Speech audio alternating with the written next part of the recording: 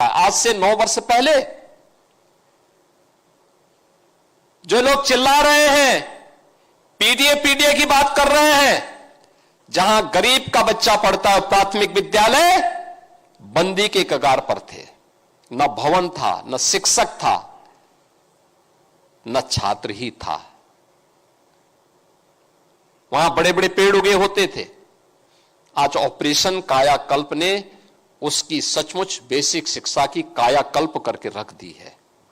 अब तो सरकार ने यह भी तय किया है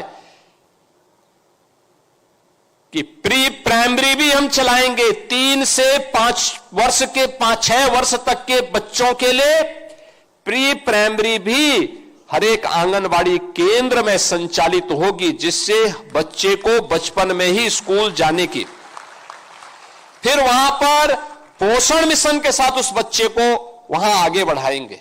अगर कोई बच्चा कुपोषित है तो उस बच्चे को वहां पर सुपोषित करके इस योग्य बनाएंगे कि उसका बचपन मजबूत हो सके और मजबूत बचपन आने वाले समय में देश के लिए अपनी ऊर्जा का उपयोग कर सके। आज ऑपरेशन कायाकल्प देश के अंदर नीति आयोग की सक्सेस स्टोरी में एक है, जो बेसिक शिक्षा परिषद ने अपने यहां लागू की है। जन सहभागिता से, कन्वर्जन से, शासन के सहयोग से, जनप्रतिनिधियों की सहभागिता से ये सभी कार्यक्रम वहां पे संपन्न हुए। प्रोजेक्ट अलंकार याद करिए, आज से 8 वर्ष 9 वर्ष पहले government inter colleges, government aided inter colleges जर्जर हालत में थे, पुराने थे, अपने गौरवशाली अतीत के लिए हम सबको आकर्षित करते थे, लेकिन उनकी जर्जर स्थिति को लेकर के आंखों में आंसू आते थे। पिछली सरकारों ने ध्यान नहीं दिया, क्योंकि वहां गरीब का बच्चा पढ़ता था और 12 बजे सोकर के उठने वाले बबुआ को कहां फुर्सत थी कि उन गरीबों के बारे में सोच सके। आप सोचो, जिस प्रदेश का मुखिया 12 बजे सोकर के उठता होगा, उसके लिए कोई सूर्योदय की बात करेगा तो वो तो सपना मानेगा, बोले बेफिजुल की बात कर रहे हो, क्योंकि उसको देश दुनिया की कोई जानकारी नहीं होगी, वो लेना भी नहीं चाहेगा।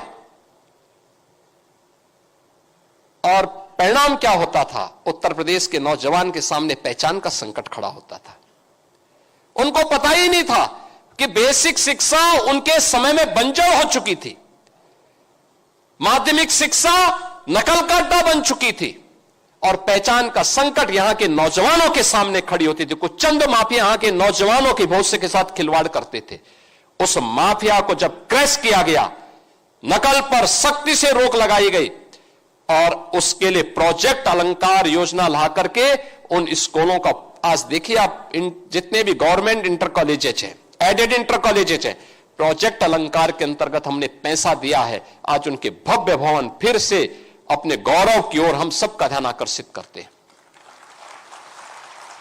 आज वहां पे अच्छे भवन हो चुके, गरीब का बच्चा भी पढ़े, श्रमिक का बच्चा भी पढ़े और निराश्रित बच्चा भी पढ़ सकता, अच्छी शिक्षा ले सकता। अटल आवासीय विद्यालय और अब तो सीएम कंपोजिट विद्यालय, अटल आवासीय विद्यालय की तर्ज पर